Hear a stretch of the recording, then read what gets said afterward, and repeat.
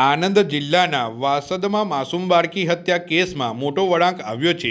આ કેસના આરોપીનું police encounter દરમિયાન મોત થયું છે।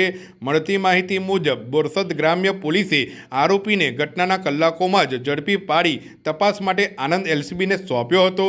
ત્યારબાદ આરોપીને લઈ જતી પોલીસ વાન રસ્તા પર ઊભી રાખવામાં આવી હતી, કારણ કે આરોપીએ ઉલટીની ફરિયાદ કરી હતી। પોલીસના જણાવ્યા અનુસાર વાનમાંથી નીચે ઉતરતા આરોપીએ પોલીસકર્મી પર ચપ્પુથી હુમલો કરવાનો પ્રયાસ કર્યો હતો, જેના જવાબમાં પોલીસે આત્મરક્ષામાં ગોળી ચલાવી હતી। ઈજાગ્રસ્ત આરોપીને સારવાર માટે હોસ્પિટલમાં ખસેડવામાં આવ્યો હતો, જ્યાં સારવાર દરમિયાન તેનું મોત થયું હતું। સમગ્ર ઘટનાને લઈને પોલીસ દ્વારા કાયદેસરની કાર્યવાહી હાથ ધરવામાં આવી છે અને મામલે વધુ તપાસ ચાલુ છે।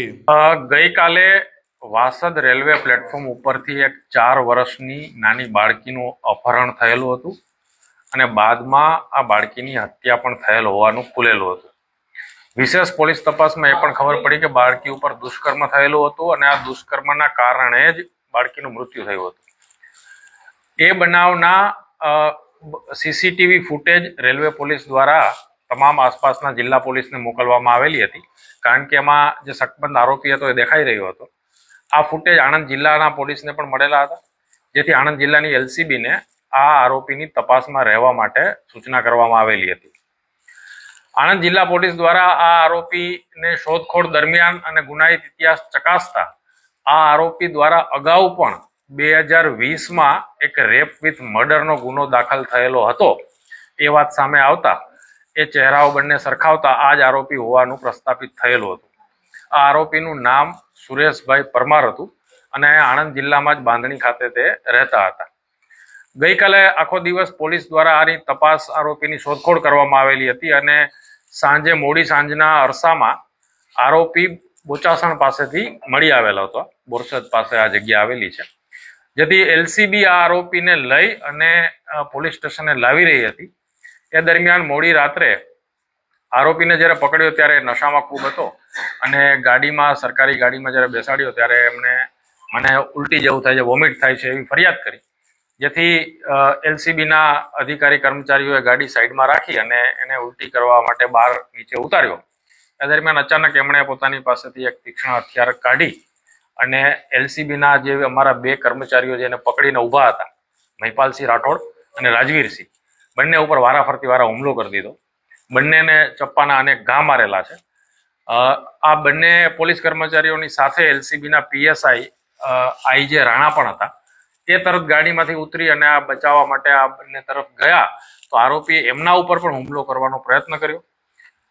બંને પોતાના કર્મચારીઓને ઈજાગ્રસ્ત જોઈ અને પોતાના ઉપર પણ આરોપી હુમલો કરવા જે જનૂનથી આવતો હતો, એટલા માટે પીએસઆઈ આઈજે રાણા દ્વારા પોતાના અને કર્મચારીઓના સ્વ બચાવમાં આરોપી ઉપર પહેલા એક રાઉન્ડ હવામાં ફાયર કર્યું અને ચેતવવા માટે।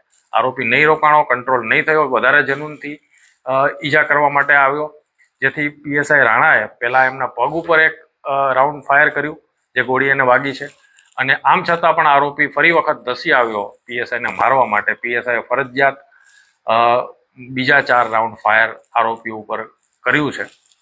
આમ આરોપીને 5 ગોળીઓ વાગી। આરોપી ત્યાં સ્થળ ઉપર જ ઢળી પડ્યો। બાદમાં ઈજાગ્રસ્ત કર્મચારીઓ અને આરોપી બંનેને સારવાર તાત્કાલિક મળી રહે એટલા માટે પીએસઆઈ દ્વારા તાત્કાલિક 108 બોલાવવામાં આવી અને આરોપીને નજીકની જે સૌથી સારી હોસ્પિટલ કરમસદ મેડિકલ હતી ત્યાં ખાતે ખસેડવામાં આવ્યા। સાથે સાથે બંને ઈજાગ્રસ્ત પોલીસ કર્મચારીઓને પણ હોસ્પિટલ ખાતે ખસેડવામાં આવ્યા। સારવાર દરમિયાન જે આરોપી સુરેશભાઈ પરમાર છે એનું મૃત્યુ થયું છે। આ આરોપી છે એ જે કપડાં, જે ફૂટેજ આપણને વાસદ પોલીસ, રેલવે પોલીસ દ્વારા આપવામાં આવેલા એ જ કપડાં પહેરેલા હતા, એ જ ચહેરા નિશાનવાળા હતા। આરોપી એ જ હતો, એની ઓળખ પણ પ્રસ્થાપિત થયેલી છે। અગાઉનો જો 2020નો એના ઉપર રેપ વિથ મર્ડરનો ગુનો હતો।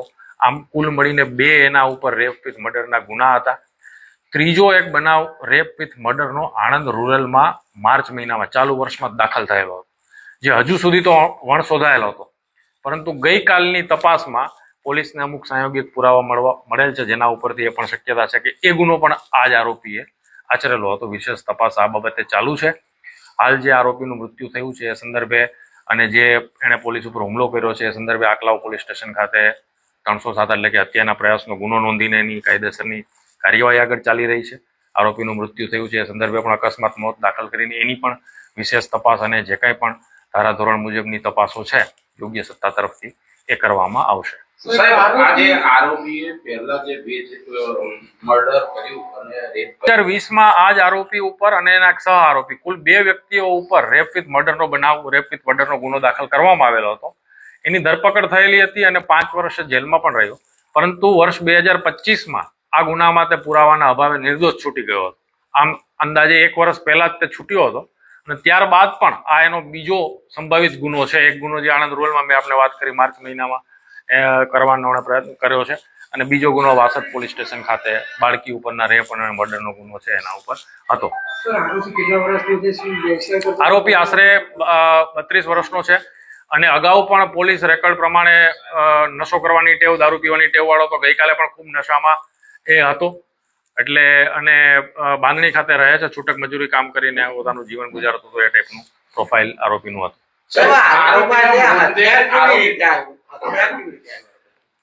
આરોપી પાસેથી હથિયાર કેવી રીતે આવ્યું એ ગુનાની તપાસમાં વિશેષ તપાસ આપણે કરીશું, પરંતુ જે તે વખતે આરોપીને જ્યારે પોલીસે એને કસ્ટડીમાં લીધો એ વખતે ખૂબ અંધારું ત્યાં હતું, એટલે પોલીસ સ્ટેશન લાવી અને બાદમાં અંગ ઝડપી કરશે એવી આશાએ તેને ગાડીમાં ડિટેન કરીને સાથે લાવેલા. સાહેબ, આ આરોપીનો મૃતદેહ લેવા માટે એના પરિવાર કે કોઈ આવ્યું છે? પરિવારે કોઈ સંપર્ક કર્યો કે પોલીસે એમના પરિવાર, એમના જે પિતા છે એમને જાણ કરી છે અને હાલ છે હજી એમના પોસ્ટમોર્ટમ વગેરે બીજી કાર્યવાહી જે છે એ બાકીમાં છે.